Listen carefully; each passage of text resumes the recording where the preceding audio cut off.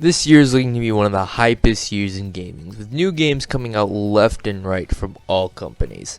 There's literally something for everyone coming out this year. So let's take a look at what all is coming this year. Starting with Nintendo, obviously.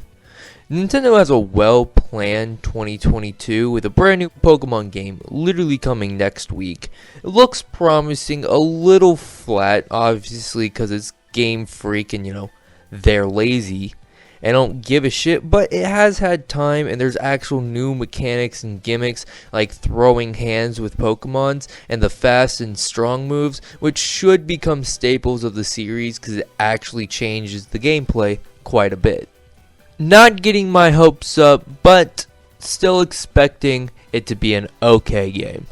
Next on Nintendo's catalog, we got a Kirby game. Kirby Lost Lands looks like the Kirby game we've been asking for. With what they've shown, I am mesmerized. Look efficient.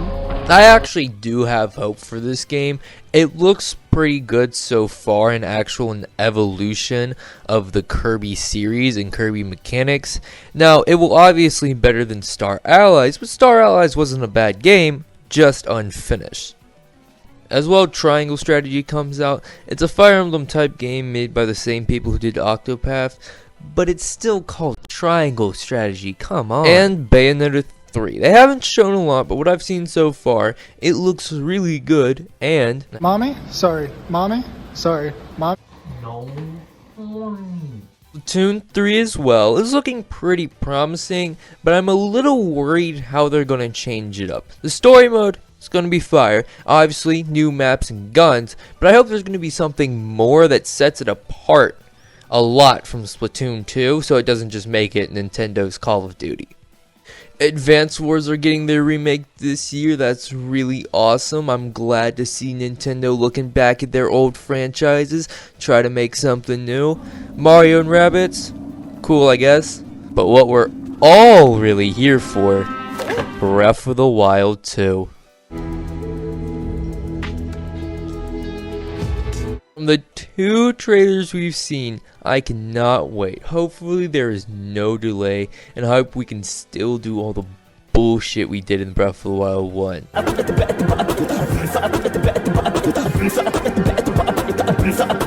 And it still keeps the same feel of I can do whatever I want when I want. New sky above Hyrule seems awesome. Imagine if they alluded to Skyward Sword and you can find feet.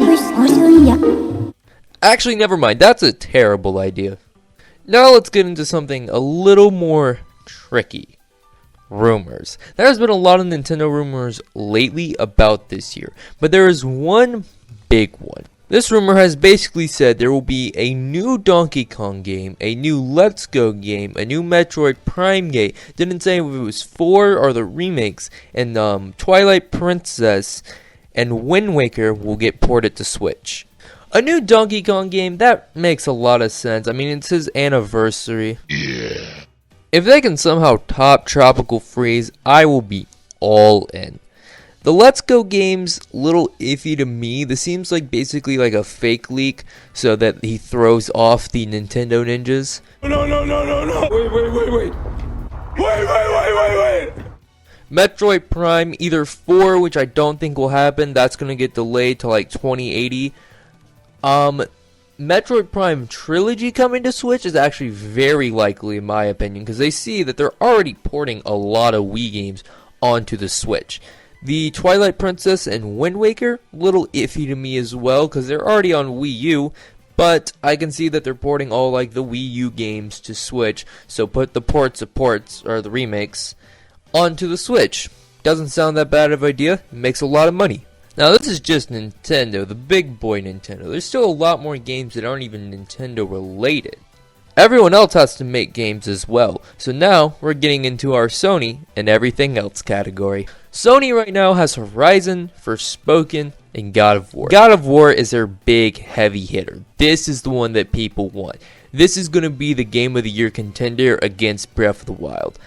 I am so excited for this game. They're bringing back all the old weapons. The new combat's going to be crazy. I don't know how they're going to continue the story, but I am excited for it. Horizon, that comes out next month. That is very hype. This is also their big heavy hitter, but this is their spring game.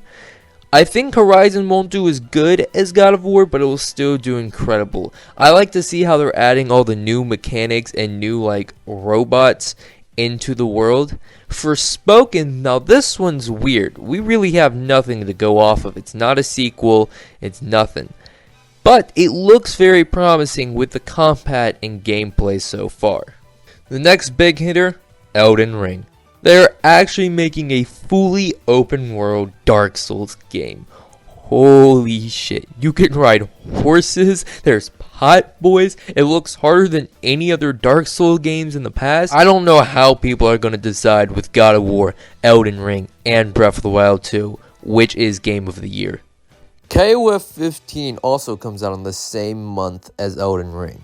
Generally, this game is a lot of fun. I was not expecting to get into King of Fighters like I thought I would, but it's one of the best fighting games I've played so far. Now, you will break your hands playing this game, but that does not take away from the experience.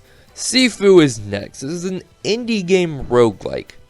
Jesus, there's a lot of those. But the gimmick is the more you die, the more you age. So, you don't want to lose because eventually you'll have to start over from the beginning. Sonic Frontiers. This game, we have no idea when it's coming out. They said 2022. They could mean 2023. But the game looks really good so far. Another open world game. Wow, there's a lot of those this year. What I saw from the trailers, it did look kind of flat and barren. There wasn't a lot in the world. It looked good, it just didn't look to be a lot. Now, that was probably just trailer shit, so they make the trailers look better. But with what I've seen, I do wish to see just a bit more.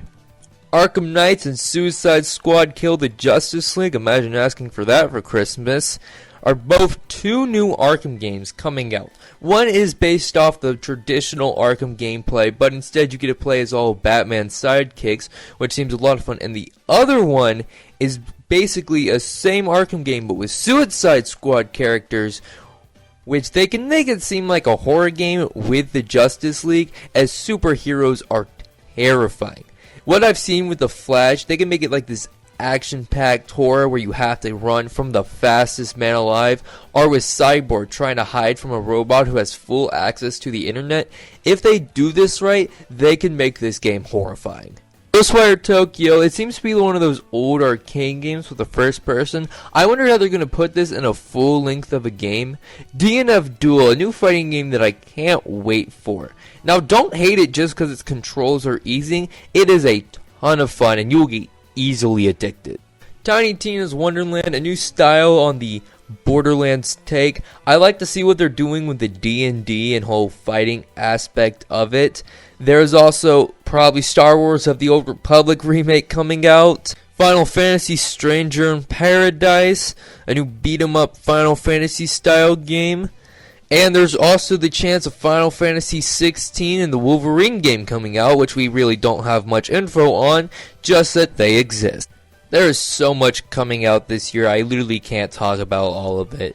There's Persona 4 Arena coming back, rumors of KH4, and even Tekken 8. It's insane. There's so much more, ton more games that we haven't even gotten info on. There's stuff that we haven't even, revealed yet. So if you're hyped for any of these games I've talked about, go on and subscribe, because there is a 99.9% chance I will review the majority of the games I talked about today.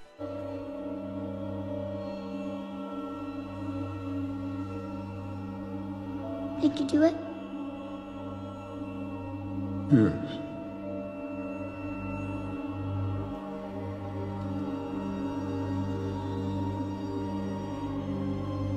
What did it cost?